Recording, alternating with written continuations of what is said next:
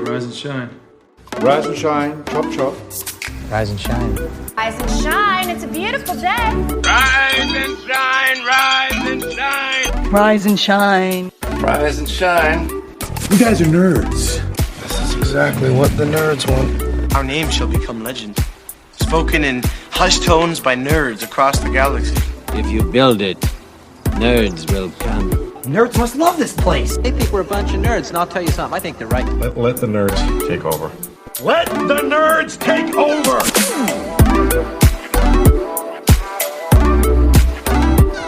Rise and shine, nerds. We hope you got your coffee because it's time for our brand new morning show for Love Thy Nerd and anyone who finds themselves at the cross section of nerd culture and church culture. I'm Radio Matt. I'm the director of content and resources here at Love Thy Nerd. And I'm Deidra, and my favorite cheese is the squeezy variety. This week we are talking all about the latest in AI, good and bad.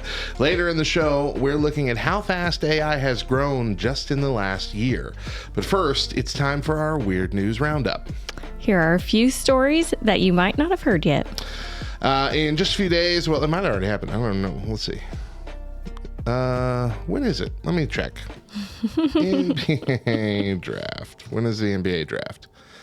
It'll be on June 22nd. Okay, so it has already happened. So this is a story of what was to be. Basketball's brightest young stars are hoping to hear their names called at the NBA draft.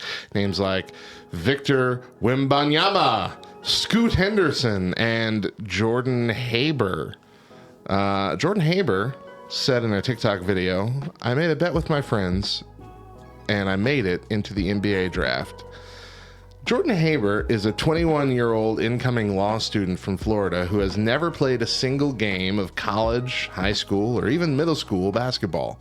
Only rec league with friends, and he headed to the Barclays Center in Brooklyn on Thursday to take part in the annual NBA draft. It started out as a joke between friends, but soon became serious when Haber discovered that he somehow met all of the conditions to be eligible. Some of which include just like being at least 19 years old, being a part of this year's graduating class from a four-year university in the U.S.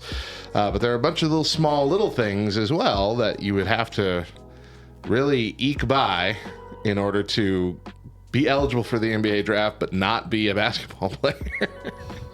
And he somehow ended up meeting them, and he sent an email to the NBA, and they got back to him and sent him the paperwork. And he filled it all out and went. And so he had basically the only reason he wanted to go was because he gets to be in the building with a whole bunch of actual NBA stars. Right. And so his goal were to meet a lot of players, including from his favorite team, the Miami Heat. So, I mean, I think this is one of those situations like, if I have this opportunity, I'm going to take it. Right?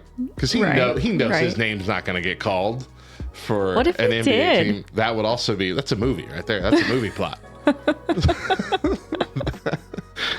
That'd be crazy. That's a kid accidentally becoming president. You know, that's one of those weird things where now we have a movie on our hands. But yeah, his goal was just really to go up there and shake hands with a few of his favorite players and head home, which I guess you could follow his TikTok and find out. Again, his name is Jordan Haber, Haber. But I just think that's just the coolest thing. That would be really fun to do, just for the spectacle of it. Right. Because that's a big thing on TV, big thing on ESPN. You know, all the sports shows and everything. And he's all over the news now just for this weird thing. Right. I feel sorry for all the other players because he stole their thunder. Right, yeah. No one's talking about the actual stars. No other possible rookie this year is going to get as much airtime as Jordan Haber on all the news, all the sports news channels. All right, one more here. Now, this one was submitted by our good friend Tyler Kelly. He said that we should cover this, and this one is a video clip. So for those of you listening on audio, we have started implementing video clips into our video version of the show. If those video clips have audio that will translate to the audio version, we'll leave them in and you can hear the audio version.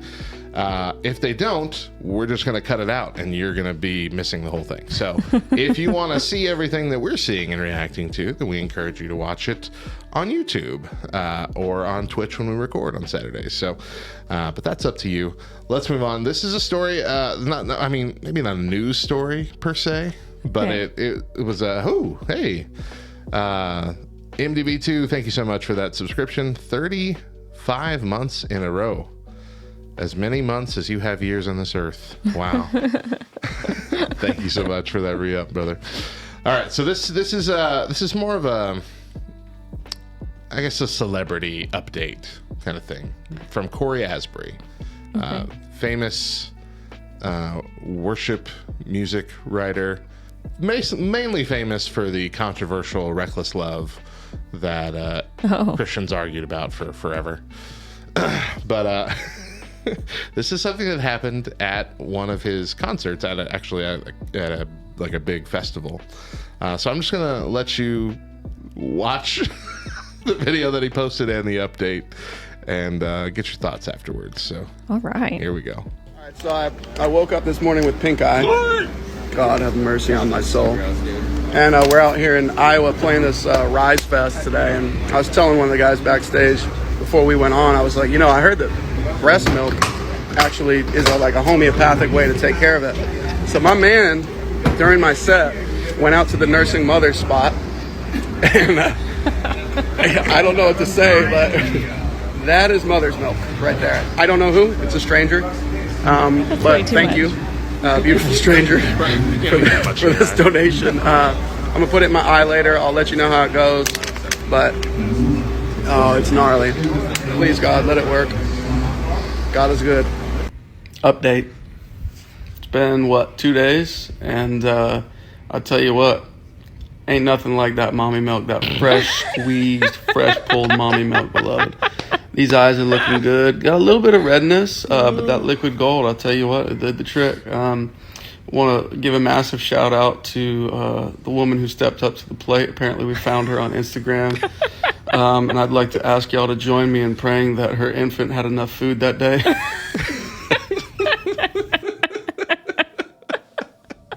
Have you ever had need to Wow. pour any?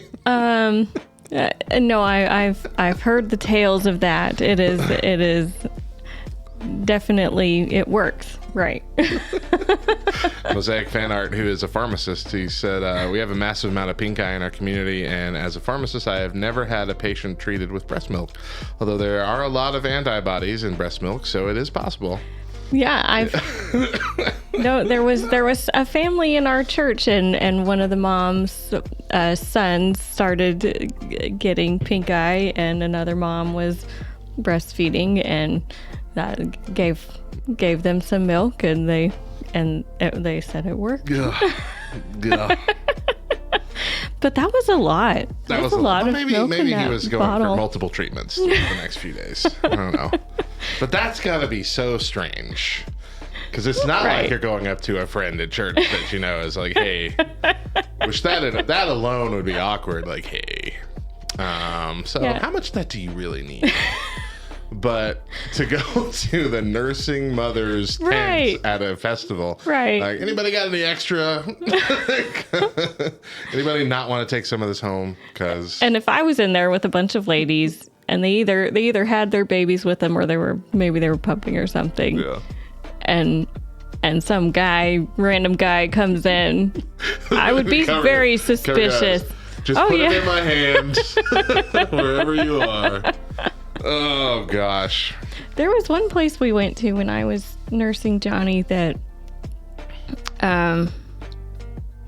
it was that museum place. Oh yeah, like children's museum. Yeah, and it had this Denver little tent room that they made it look too enticing to kids. It was the nursing mommies, but it looked like a really fun place to go in. It looked like a camp, like a campground. It looked like a tent that you were allowed to go into. I'm in there with the baby, and I have 4 or 5 kids pop in and out on me. 'Cause they're like, going on in here? what's this place? And then I hear their mom go, oh, honey, come back. Yeah, you need to not make it look enticing. Yeah. It needs to be the most boring looking center. We're going to settle right there and take our first break. All right. When we come back, we've got today's nerdy news story. I'm never going to remember to say that line.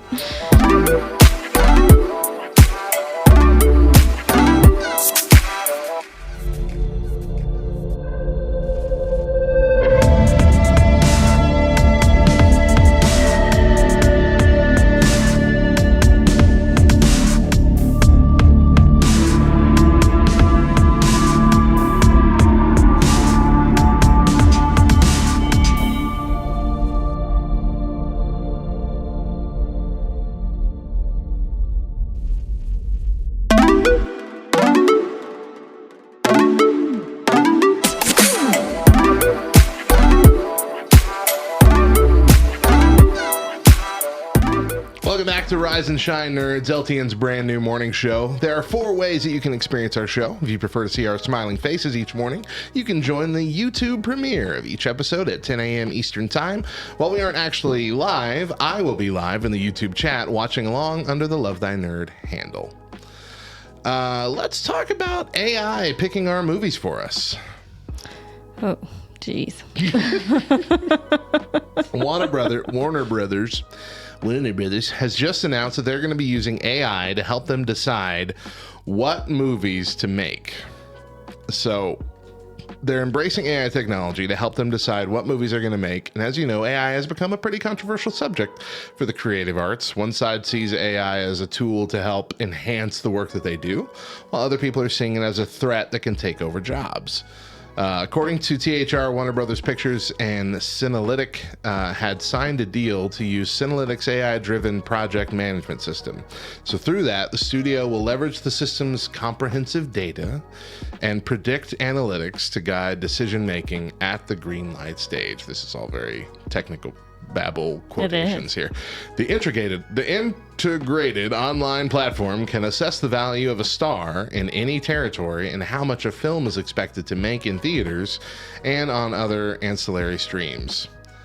So basically, it's going to take a celebrity or whoever and a movie idea concept and basically decide if it's good or not. If it's going to be worthwhile or not. Wow. Tobias Kuesser is the founder of Synalytic. I don't know if I said that right. Which launched 4 years ago and raised $2.25 million in 2018 from TMB Media Global, while signing deals with Ingenious Media and Productivity Media.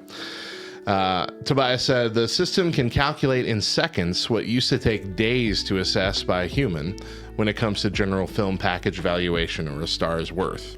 He added, artificial intelligence sounds scary, but right now an AI cannot make any creative decisions. What it is good at is crunching numbers and breaking down huge data sets and showing patterns that would not be visible to humans. But for creative decision making, you still need experience and gut instinct. So they're not taking humanity out of it entirely yet. Yet. But it's always a big yet. Wow. It sounds like the weird, ridiculous AI thing at the end of She-Hulk. The Kevin robot. Oh, yeah. Our statistics say that this is how people want your show to end. So, yeah. That was a weird ending. I mean, I understand the fun of breaking the fourth wall, but they shattered that fourth wall and just didn't really have an ending. No. It was strange. We're going to talk about how we don't want to do this ending that we were building to the entire show. Well, I mean, that was and the then point. We're going to end. The point was subverting the way Marvel shows and movies tend to go. But it didn't give us a proper ending, it felt like, still.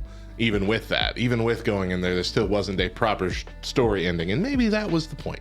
Maybe we just don't understand the art, Deidra. But yeah, so this is weird. But I guess it's going to be more commonplace, using AI for these kind of things. It's already much more commonplace than it was just a year ago, even just 6 months ago. Yeah. We're actually going to be talking a lot about that this week, including when we come back. We're going to take one more break.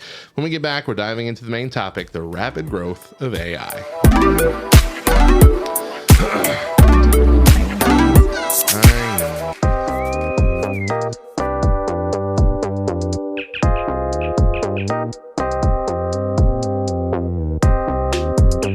This week in Nerd History, June 26th through July 2nd. Nerd History.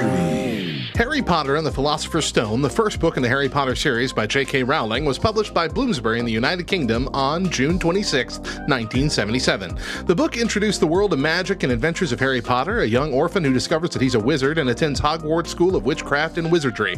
The book was an instant success and sparked a global phenomenon that included 7 books, 8 movies, spin-offs, theme parks, merchandise, and a loyal fan base. The book was later published in the United States as Harry Potter and the Sorcerer's Stone. Nerd History. On June 26, 2014, Shovel Knight, a platformer game developed by Yacht Club Games for various systems, was released in North America. The game, which was later released in Europe, Australia, Japan, and China, was inspired by retro games such as Mega Man, Castlevania, and DuckTales, featuring pixel art graphics, chiptune music, and challenging gameplay. The game was a critical and commercial success, selling over 2 million copies worldwide, and has received several expansions and spin-offs. On June 27, 2000, the popular tabletop game Carcassonne was first published. Carcassonne is a board game where players create a medieval landscape by placing tiles with different terrain features. Players can also place followers called meeples on the tiles to claim roads, cities, fields, and monasteries. The game is named after a fortified town in France and has won several awards. Carcassonne is easy to learn but offers strategic depth and replay value. On June 27, 2008, WALL-E, an animated sci-fi film produced by Pixar Animation Studios and directed by Andrew Stanton, was released in the US. The film, set in the future where Earth is abandoned and covered with garbage, follows the story of WALL-E, a lonely robot who collects trash and falls in love with Eve, a sleek probe sent by humans to check for signs of life. The film was praised for its animation, story, humor, and message, and won an Academy Award for Best Animated Feature. On June 28, 1999, we witnessed one of the most shocking and brutal moments in wrestling history. The Undertaker threw his rival Mankind, Mick Foley, off the top of a 16-foot-high steel cage during their Hell in a Cell match at the King of the Ring pay-per-view event in Pittsburgh. Mankind crashed through the Spanish announcer's table and was stretchered out, but he returned to continue the match. The Undertaker then chokeslammed him through the roof of the cage and onto the ring mat. The Undertaker won the match by pinfall, but Mankind earned respect and admiration for his incredible resilience and courage.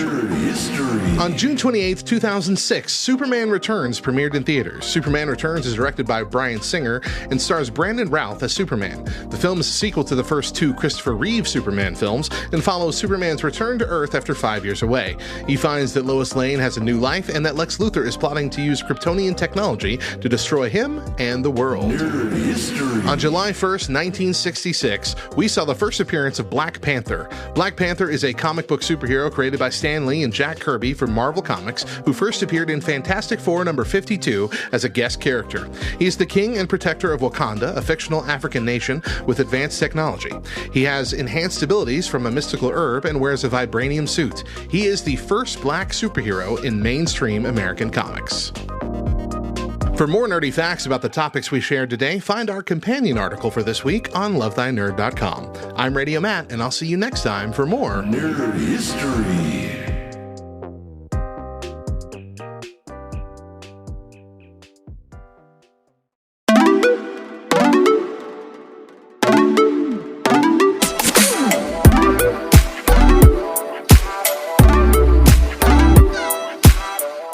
Welcome back to Rise and Shine Nerds, LTN's brand new morning show. Before we jump into our main topic, we've got an article recommendation. This past Friday, Garrett Davidson posted the second part of his 2-part series. The first article was 5 Reasons Nerds Need Church, but the newest article is 5 Reasons the Church Needs Nerds. You can find it on the homepage right now at lovethynerd.com. So this week we are talking about AI, artificial intelligence, and how much it is changing the world, as well as how quickly. Today we want to talk about the AI race and just how quickly things have moved. AI, just a quick minute recap of what AI is for those who might not know.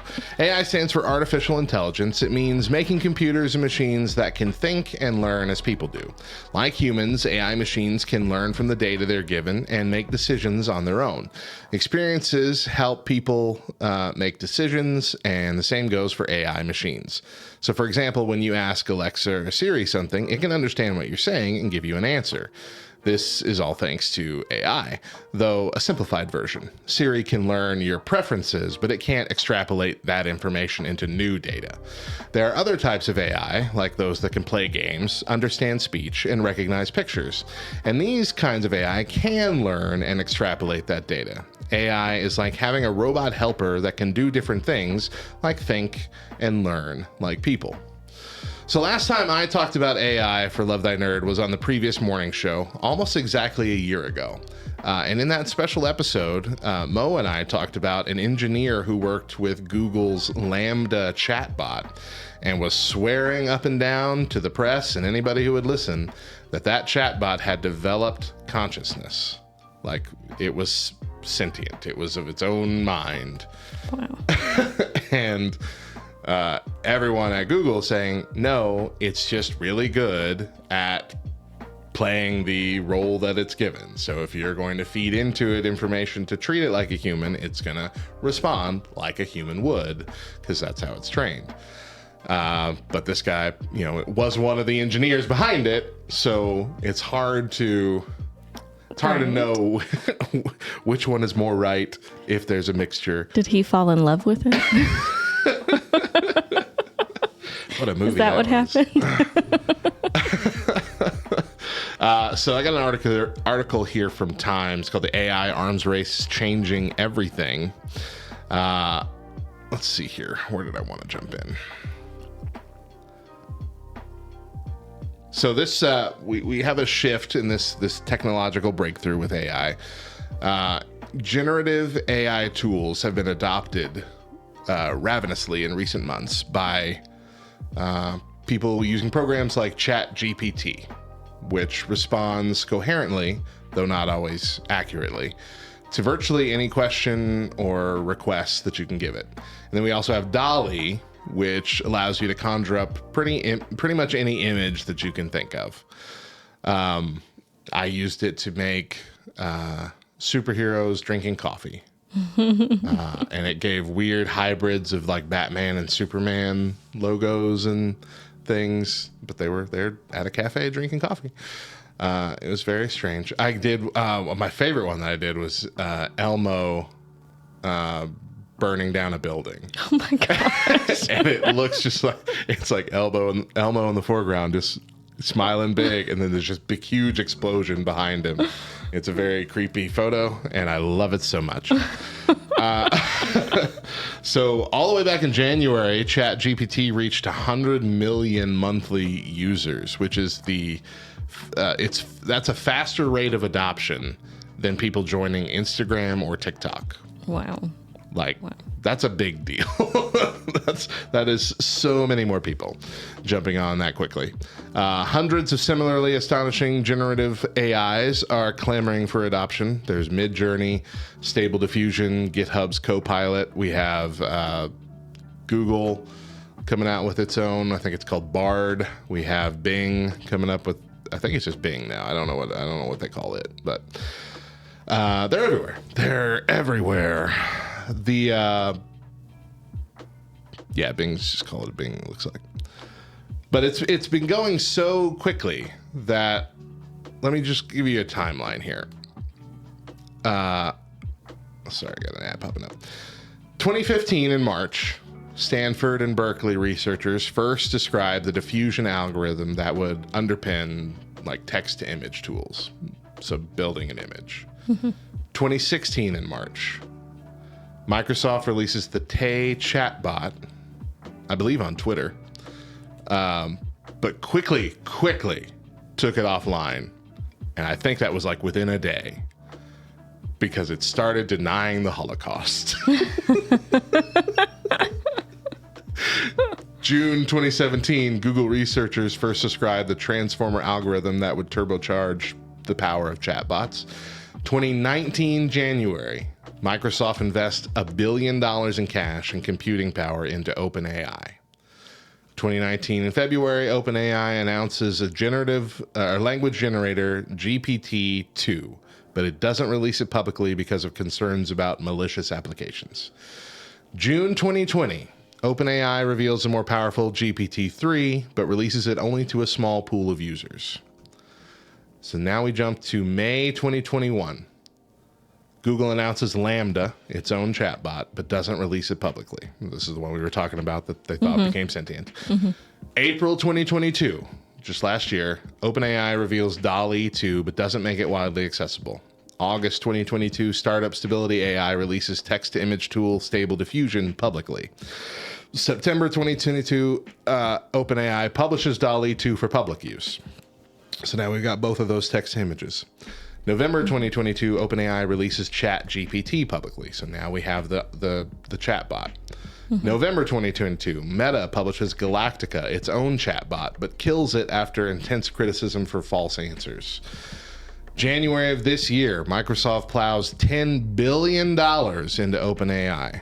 February of this year, Microsoft previews new Bing search engine with ChatGPT integration.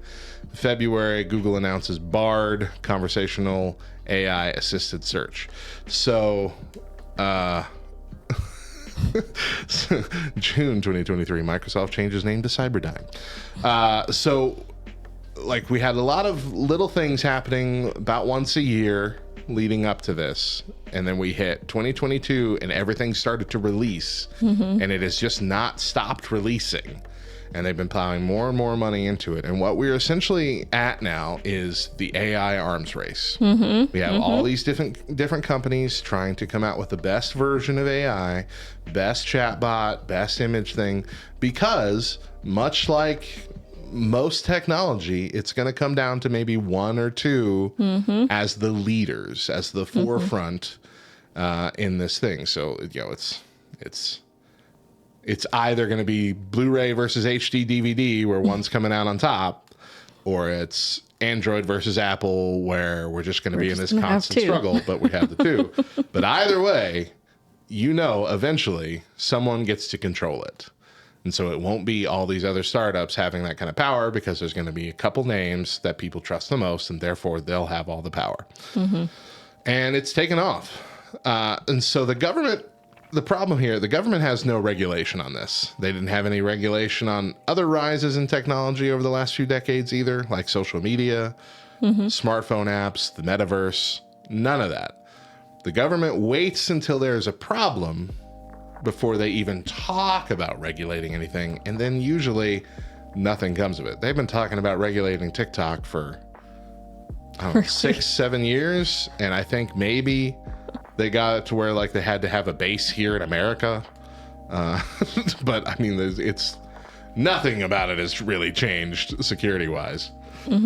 And so because of that, there's nobody stopping them from going overboard or just continuing this ridiculously fast rate of growth, which we'll talk about later in the week of just how fast this rate of growth really is. How does this make you feel? Makes me feel not safe. And I will continue saying please and thank you to Alexa. That's what I was about to say. Let's say like a year ago, I was laughing at that idea. And now I'm like, you know, that might be the friendly face on AI before too long that we want to be on the good side of. We want to be the good human. So AI is now a part of everything, even when it's not ready to be. We use Canva for design at both our church here and Love Thy Nerd.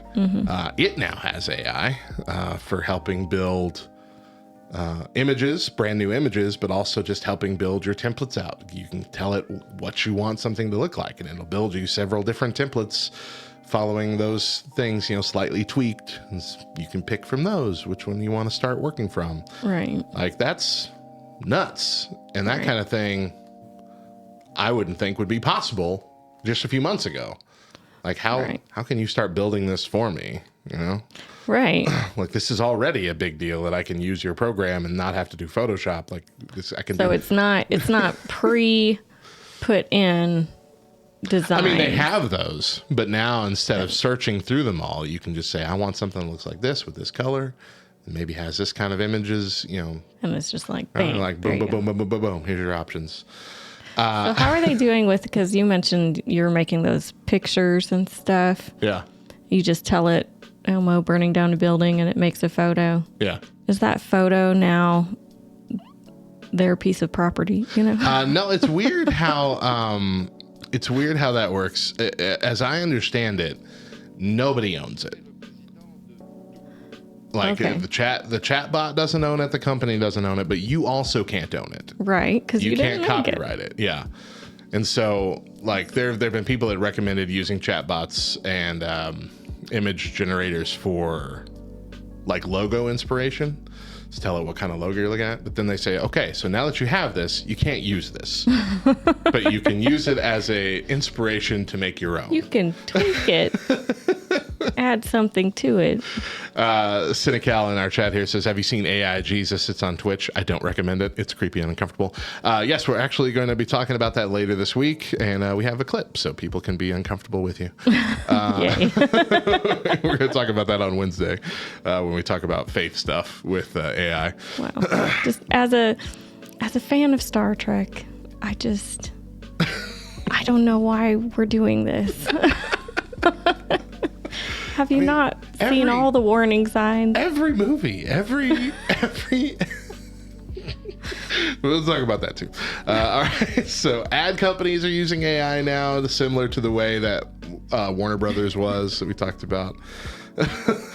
We did get data from AI. Yes, That's but we also got his evil brother also first. Got lore. Yeah. So take the good with the bad. When I write articles for Love Thy Nerd, I run them through ChatGPT to help find misspellings and grammar mistakes and get those cleaned up. Bubba from Love Thy Nerd, our CEO, has used ChatGPT to help find problems in the code of our website. And he says it works great. Photoshop, one of the coolest things I showed you a couple weeks ago, Photoshop now uses AI to generate more of a photo beyond the borders of the photo. Yeah, that's and crazy. And it can go infinitely, and it looks amazing, and it looks so real. Yeah. Like, how does it do it? You can even highlight things within the photo itself and say, I want this to be this instead. Like you can say, I want this grassland to be a pond, and it'll make it look like a pond that was always there. No fractal images and loose pixels or nothing. It looks perfect, like it really exists. How can you trust any photo anymore? You can't. As of immediately, you can no longer trust any photo is real. I said that already. Ad agencies, search engines, of course, are using AI. Even Marvel used AI to design the opening credits sequence for its new miniseries Secret Invasion with Nick Fury. The whole intro was AI generated images. Wow. And some people are upset about that because it's like, why couldn't you hire actual people to make it? You took someone's job doing someone's that. job. Yeah. That might not be the case. I mean, somebody had to like feed these images in, and you have to. It's always a gamble with the image generators of what you're going to get back. I'm sure there was a lot of actual effort put into making that with human effort, but maybe not as much with animating. I don't know. Maybe not as many hours. Maybe not. So what does the future look like? We are going to examine some possibilities as well as looking at a few things going on right now in the AI sphere with faith this week. But as for today, we are out of coffee, so it's time to wrap things up. But before we go, let's get our verse of the day. Today's verse is Psalm 29:11. May the Lord give strength to his people. May the Lord bless his people with peace. And with that, our Monday show is coming to a close.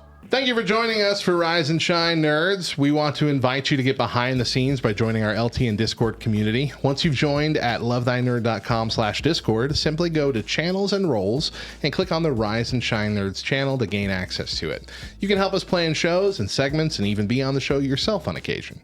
Subscribe to the show on your favorite podcast app or through the Love Thy Nerd YouTube channel. And so you don't miss any episodes, make sure you click that little bell and it'll like announce when we're coming. And tell us what you think of the show via our socials at Rise and Shine LTN on Facebook and Twitter. Once again, I'm Radio Matt. I'm Deidra. And as always, a reminder, Jesus loves you, nerds.